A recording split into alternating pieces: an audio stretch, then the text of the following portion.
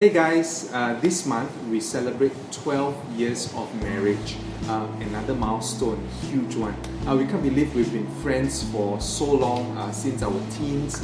We've dated for 2 years and then we got engaged for a year, and now we've been married for 12 years. Indeed, God is gracious and God is good to us. So we decided to do a two-part series this time, and we thought we'll make it a little bit fun.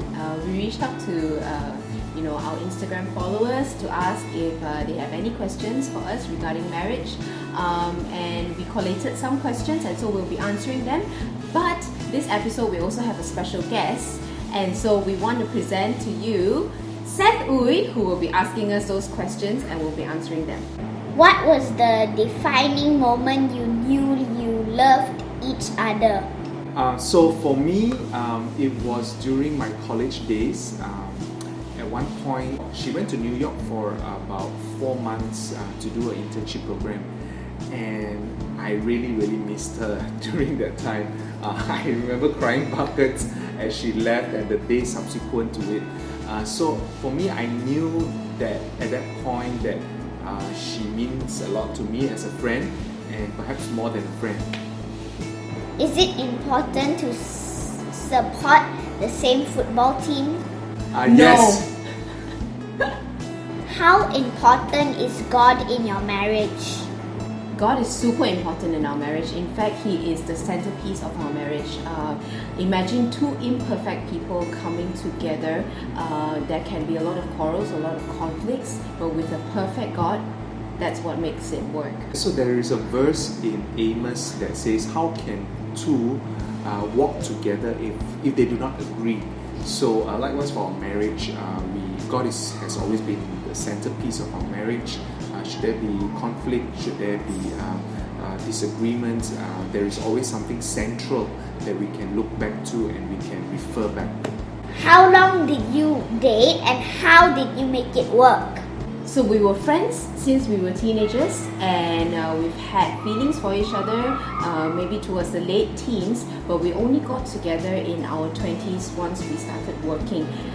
Then we dated for 2 years and subsequently we got married. We focused on our season of singlehood and made the most out of it without making each other the focus or even the distraction. And so after we finished our singlehood and we realized, hey, maybe it's time to get together, that was when we put to prayer and made God the centerpiece as well, to ask Him whether or not this is the right move to make. And then only we got together and dated for 2 years, and then we got married. What is the hardest lesson you learned in marriage?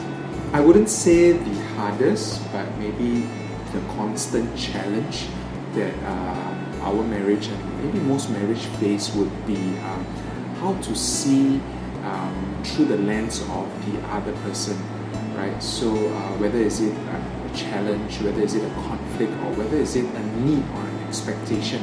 I think what we realized is to have synergy in a marriage, always need to be constantly putting yourself in the other person's shoes. Now, it's easier said than done because it takes a lot of humility, it takes a lot of giving, and it takes a lot of removing self-centeredness from yourself. How do you accept one another despite your differences? Well, the biggest revelation in the first year of marriage is that both of us are very different, but we also have a lot of similarities. And the thing that I learned in my first year of marriage is that it is impossible to turn Terence into Deborah and vice versa. And so we appreciate diversity and difference in our marriage, because diversity is a treasure that enriches and not an obstacle that borders. And so imagine if both of us came from the same cookie mold, it would be very boring, right? So in marriage, how we deal with this is that we learn to appreciate each other's similarities and we ride on them. Whereas for our differences, it helps to build each other up. And so my weakness could be his strength, and his strength could be my weakness. And in that way, we help to build each other up, and we become better people out of our similarities and our differences. That's all, folks. I hope you learned something.